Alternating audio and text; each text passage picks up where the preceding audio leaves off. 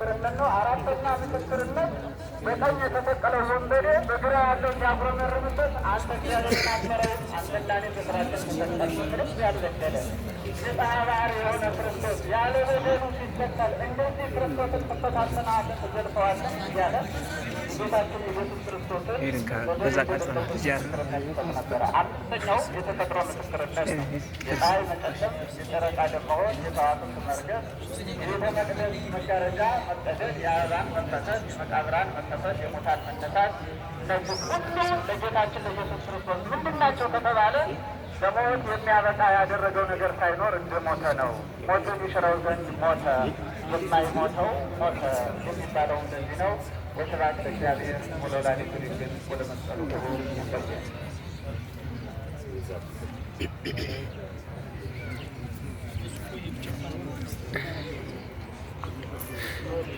በመምህራችን ዛሬ መስቀል ያስተማሉ መስቀል ያስተማሉ ያገሩ ዘመናቸውን ዛሬ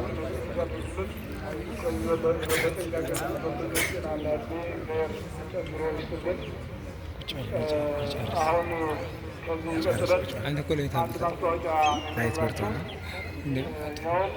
እዚህ በካቴድራሉ ላይ ያለውን ነው። የእግዚአብሔር ቃል ይላል መስላችሁ ሁለተኛ ቆሮንቶስ ምዕራፍ 8 ቁጥር 9 ላይ የጌታችን የኢየሱስ ክርስቶስን ቸር ስጦታ አውቃችኋልና እሱ ሀብታም ሲሆን እናንተ ባለጠጎች ትሆኑ ዘንድ ስለ እናንተ ድሃ ሆነ። ክርስቶስ የክርስቶስ ስጦታ ምንድን ነው? የጌታችን የመድኃኒታችን ኢየሱስ ክርስቶስን ቸር ስጦታ አውቃችኋልና ይላል ጳውሎስ። በቆሮንቶስ ምዕመናን በሁለተኛ ጊዜ የጻፈው መልእክት ነው እና የክርስቶስን ስጦታ ካወቅን አሁን የተባልነው ክርስቶስ ራሱን ሰጥቶናል። ራሱን አሳልፎ ራሱ ሀብታም ሲሆን ራሱ ባለጠጋ ሲሆን እሱ ምንም ምን የማይጎድለት አምላክ ሲሆን ለእኔና ለእናንተ ግን ራሱን አሳልፎ ሰጥቷል። እሱ ራሱን አበይቶ እኛ እንዳልጠጋ አድርጎናል። እኛ ራቁታችን የነበርን እኛ በጸጋ መጎናጸፊያ እንድንጎናጸፍ የብርሃን ልጆች እንድንባል አድርጎናል። እሱ ራሱ በመስቀል ላይ ውሎ ማለት ነው። ራሱ አደየ ሲል እግዚአብሔር በትሕትና የመጣ መሆኑን ሰይጣንን በትሕትና ድል ያደረገ መሆኑን አዎ በስጋ ከዚህ ተሰውሮ የመጣው ሰይጣን ባመጣው ጥበብ በስጋ በዚህ ተሰውሮ አምላካችን ኢየሱስ ክርስቶስ የመከረባቸውን ነፍስና ስጋን ተዋህዶ ነው ሰይጣንን ድል ያደረገው። ስለዚህ ስለ እናንተ ድሃ ሆነ ብሎ ቅዱስ ጳውሎስ እንደተናገረው በዚህ ካቴድራል ላይ በጣም ብዙ የልማት ስራዎች እየተሰሩ ነው ያሉት። ከሚሰሩ ስራዎች አንዱ ቤተ መቅደሳችን የመጀመሪያው አባቶቻችን፣ እናቶቻችን፣ ወንድሞቻችን፣ ወቶቻችን የደከላችሁበት ቤተ መቅደስ እያፈሰሰ ነው ያሉ።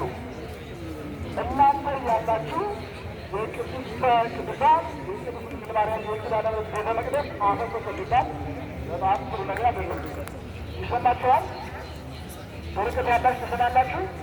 ቤተ መቅደሳችን እያፈሰሰ ነው ያለው። ስለዚህ አሁን ዛሬ ስታገለግሉ ከ10 ሰዓት ጀምረን ስታገለግሉ ቃለ እግዚአብሔር ዝም ብሎ ከንቱ ነው ማለት ነው። አገልግሎታችን ድካማችን ከንቱ ነው ማለት ነው። ስለዚህ ቤተ መቅደሳችን የኔ ቤት ፈርሶ በሆነ ስናስበት ያፈቅድባችኋለሁ የሚለው እግዚአብሔር ቃልና ቤታችን የራሳቸው ሰማይ ዙፋኔ ነው፣ መረገጫ ናት። ምን አይነት ቤት ነው እኔ ልኖርበት የምችለው? ምን አይነት ቤት ነው የምትሰሩ ብሎ በኢሳይያስ አምላካችን እግዚአብሔር እንደተናገረ ሁሉ ማለት ነው።